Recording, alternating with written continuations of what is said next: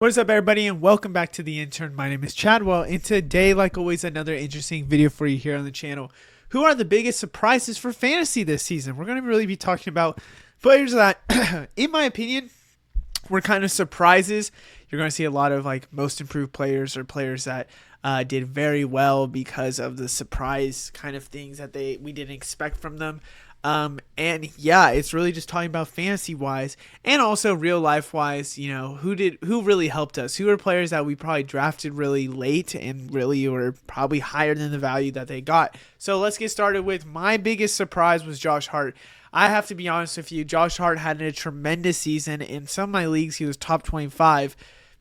Maybe not top 25. I would say top 30, I know for sure. Top 25 might be a little crazy. And he's on a team of Karl-Anthony Towns, Mikal Bridges, Jalen Brunson, OG Anunoby. I mean, my gosh, did I not expect this guy to be that good? And it's just because you have to say, truthfully, when in today's NBA, when you're playing 48 minutes some games, let's just say 46, 47, you're going to get the most stats you could possibly get. And Josh Hart proved that for sure. Josh Hart was insane. Josh Hart was great. Josh Hart was somebody that, truthfully, I have to be honest with you, was amazing. It was a great player for a lot of teams. And I'm going to say the guy in one of my leagues had Josh Hart, and that's why he won, because Josh Hart was insanely cheap and did so well. So great for Josh Hart and a great pickup if you got Josh Hart or drafted Josh Hart. Up next is Dyson Daniels. A lot of people probably expected maybe something to happen with Dyson Daniels in a good certain way if he was going to Atlanta Hawks and kind of filling DeJounte Murray's locker room. Well, did just that. He filled DeJounte Murray's locker room.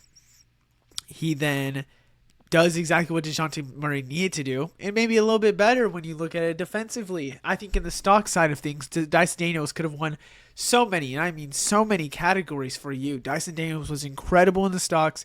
His efficiency was good. He was very good in the assists, rebounding numbers. Dyson Daniels looked like the most improved player this season, and he was insane in the way that he got to play. I really have to say, if you need a stocks, Dyson Daniels was your guy. Up next is Amen Thompson. No one expected Amen Thompson to break out on the scene like he has. I think everyone thought, okay, he'll be a good starter. He'll be a for-sure guy for the Rockets in a couple years. But year two, he's already making noise, and I think it's because of the injury of Fred VanVleet where we really realized Amen Thompson and Jabari Smith Jr., truthfully. Amen Thompson, truthfully, in my opinion, is one of the franchise players for this Houston Rockets team. You have Sengun.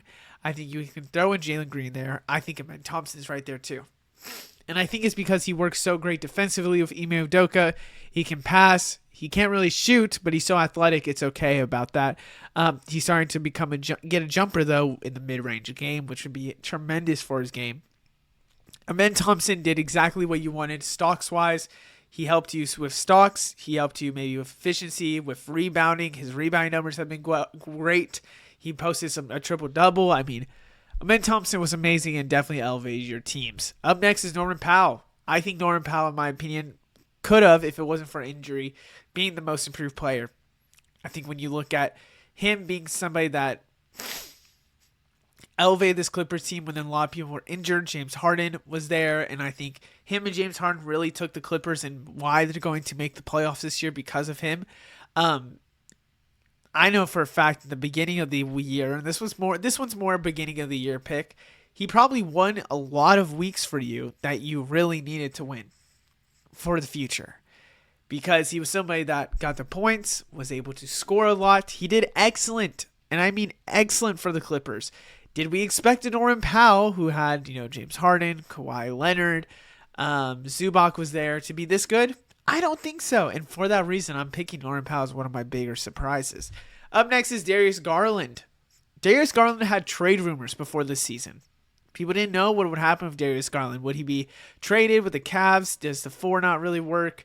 Should they focus on getting a forward and they trade Darius Garland for that forward? What's going to happen with this Cavs with a new coaching staff? You know what happened? They played some really good basketball. They were the number 1 seed. So Darius Garland was somebody that last year kind of looked a little bit did okay at times, but This year, he was somebody that consistently week after week would get you, at least if you're playing lock, in a lockable game, or he would really just shine bright one game at least to really get you that win. I think that was what you wanted. Darius Garland was efficient. Darius Garland was able to shoot the 3-ball well, was able to pass. That Cavs team ate as a team. Now, Donovan Mitchell maybe wasn't as amazing, but he was definitely somebody that I have to say personally, I mean, still did okay, just not great. Darius Garland was somebody that ate because of that. Up next was Karl-Anthony Towns. Did anyone else expect Karl-Anthony Towns to be so good at rebounding the ball when he never played in the paint as a defender for the Minnesota Timberwolves? Did anyone expect Karl-Anthony Towns to be, at times in the beginning half of the year, top 5 in MVP? I didn't. I really didn't. But Karl-Anthony Towns did just that. Karl-Anthony Towns was insane offensively. Karl-Anthony Towns was insane with some defensive sides of the ball. Not great. That was Achilles' heel for them, but still pretty decent. He was rebounding amazing. We never really seen these rebounding numbers for Karl-Anthony Towns. This is what Karl-Anthony Towns was meant to be, and it's really coming up on the Knicks, and I'm happy for him. And I think it makes a lot of sense because now he's getting paid to play like that. It makes sense that he's playing this good, because if he didn't, it would be horrible, and I mean horrible. Up next is Franz Wagner. He really, if it wasn't for injury, which I debated on putting him on this list, that's why he's at the end of this kind of list in my opinion. If it wasn't for injury, Franz would be an all-star this year. He 100% would have been. If it wasn't for him being somebody that if it wasn't for the injury, he wouldn't be as good. And then if it wasn't for him not being able to really not have the ball, but not being able to score as well, then I think... No, not score as well. I'm trying to think of the word I was trying to say before. It's not really coming out. Doesn't matter, whatever it might be. Franz Wagner was incredible. Franz Wagner was amazing. He was able to really get triple-doubles. He really showed. And this is a stat that I am now going to start focusing on a little bit more. Last year, I think it was Denny. The year before that, it was Franz. Maybe not Denny. I don't know. Who was it before? So a year or two ago, Franz Wagner had the highest assist rating when on shot attempts. So let's say this. If he passed somebody the ball, they shot, they missed, he had the highest number of assists if they would have made that shot in the NBA, whole NBA 2 years ago. So it showed me that he could play make really well. Then you add in last year, I think something around that as well. Franz Wagner can do it all. He really can. And defensively, he's really getting there where he can really play good defensively as a good defensive wing. Franz Wagner looks incredible for this Orlando Magic. He's going to help them and become a great team in the future. My last one is Tyler Herro. We're going to talk about the guy who became an all-star, a guy who won the three-point contest, who in my opinion is now truthfully, a standout guy for the Miami Heat, where he's like a franchise guy for them now. The scoring he was able to do, the passing he was able to do, the off-ball creation he was able to do. Tyler Herro has proven to the Miami Heat that he is the future of the Miami Heat with Bam Adebayo and whoever they get in this draft. Tyler Herro is that good. I believe in Tyler Herro that much. He's incredible. And he was able to score. He is going to be able to lead this team. I know a lot of people were a little questionable in Tyler Herro at the beginning of the season because of Jimmy, but I know it paid off at the end of things. It really did this season.